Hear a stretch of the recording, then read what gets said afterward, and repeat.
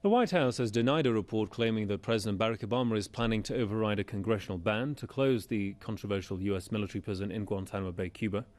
The spokeswoman for the White House National Security Council, Kathleen Hayden, said since the president came into office in 2009, the administration has been examining all possible ways to close the facility, but it will not override the law. The Wall Street Journal had reported that the White House was, quote, drafting options to close the facility by overriding a ban put in place by Congress. Republicans say Obama would be making a dangerous mistake if he transfers the detainees to U.S. prisons. House Speaker John Boehner said a majority of U.S. citizens and bipartisan majorities in the House and Senate oppose bringing terrorists to the U.S. mainland. But critics say the prison violates U.S. principles by keeping detainees locked up without trial.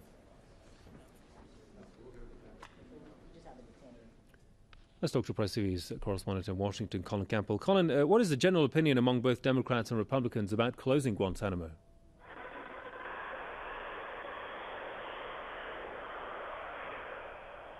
Colin, can you hear me?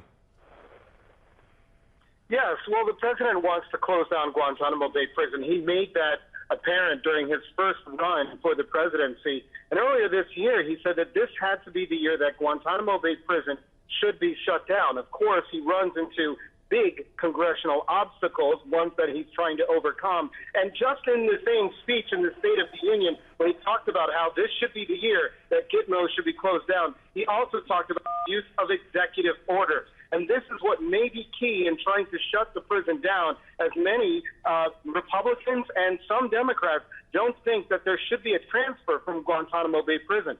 Now, the president has two options. He could veto the National Defense Authorization Act, which is the bill that talks about the transfer of Guantanamo Bay detainees. And he could say that he's vetoing this bill unless this policy changes.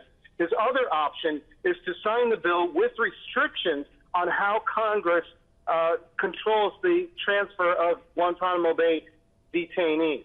Either way, this will set up a big political battle for the president, because there are many Democrats who are split on this issue and Republicans who do not want to see the remaining 149 or so detainees moved from Guantanamo Bay prison.